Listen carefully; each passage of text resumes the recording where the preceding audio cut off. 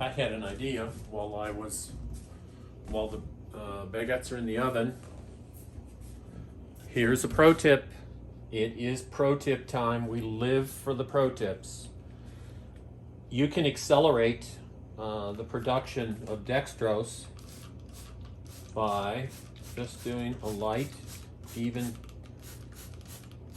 spritz of water on the loaves. This is best to do 10 minutes before they go in the oven, and very gently put the film back on. You don't want the film pressing, not pressing, but tugging on the dough, because you don't want any adhesion. But it shouldn't. You should have no adhesion whatsoever. But because of that thin film of water, the film will not stick to the water, but it will stick to the dough. It's a very wet, loose dough. And that is, while we're on the topic, yeast has, I'll probably repeat this in future videos. It's something to know. This is something I learned from Harold McGee's on food and cooking. And he goes into the chemistry of yeast. Yeast is very interesting. You can pull yeast right out of the air. From what I understand, pretty much anywhere that you are in the world, there are 400 species floating around in the air, even up above the Arctic Circle, because it drifts.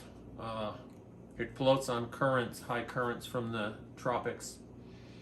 So everywhere in the world there are yeast, but you can pull,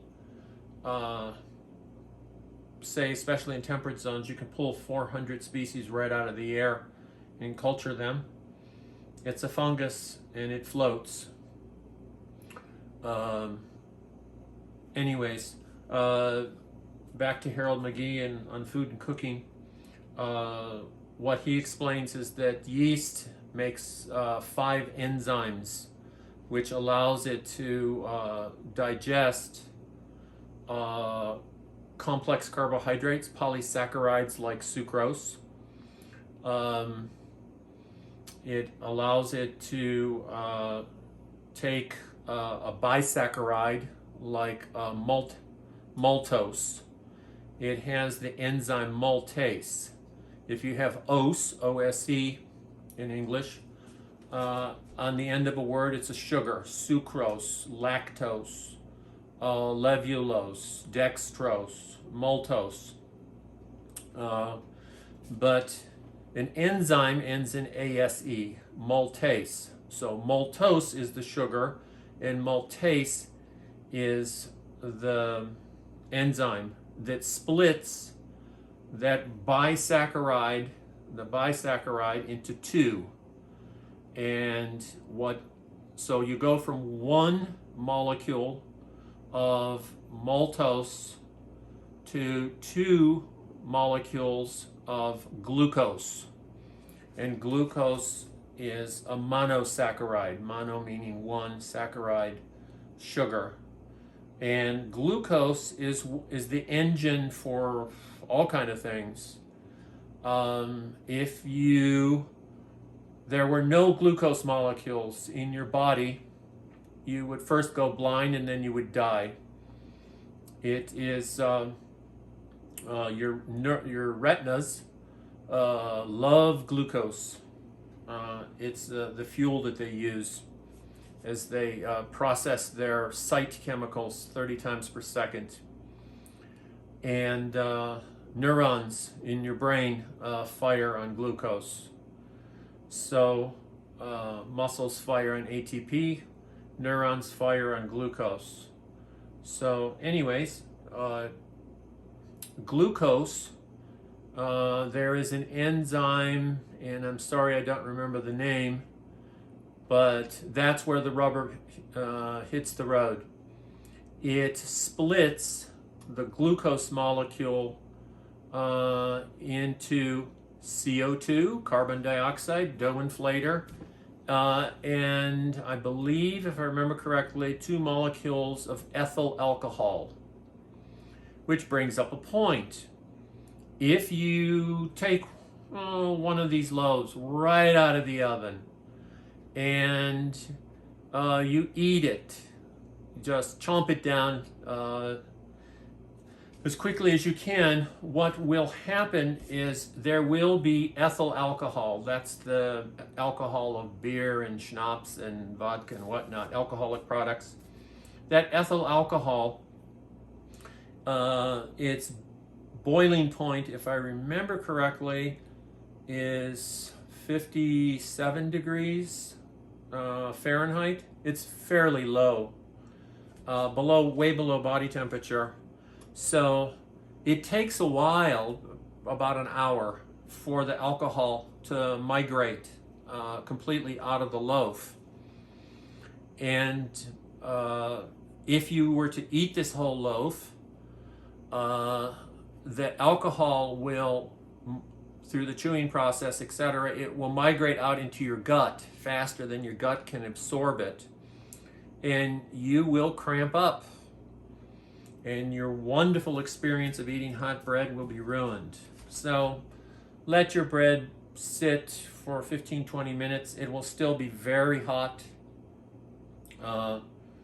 and you'll have a wonderful experience. By the way, I'm told realtors have this trick of, if they really want to sell a house, I don't know if it's true anymore, but they used to say, if you have an appointment for someone to come see your house, have bread baking in the oven, because that's wonderful bread smell. Part of the wonderful bread smell is alcohol, ethyl alcohol, and their brain, their olfactory bulb receptors will pick up that alcohol as they inhale it in, and they'll think, I want to buy this place. So anyways, as you can see, it's not sticking. I got that thin film of water, which is forming dextrose. The dextrose will also be split by a specialized enzyme down to glucose, and then that will be split. There is one other interesting enzyme, protease, which yeast makes. And that would be another video. It's a very complex subject, but cellulose is very resistant to digestion.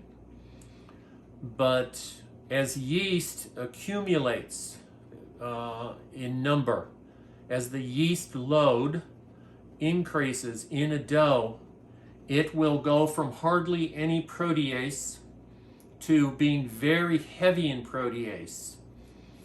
And as the protease acts on the cellulose fibers, it cuts them. Think of scissors cutting through ribbons.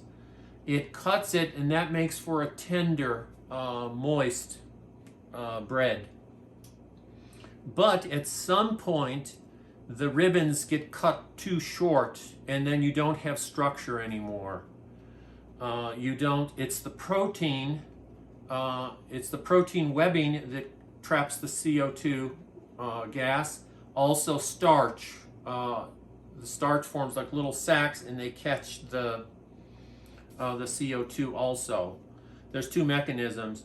But if you ferment the daylights out of your dough, if you let it go too long, then all the cellulose gets chopped up, and you end up with essentially cottage cheese. It's not going to hold any gas.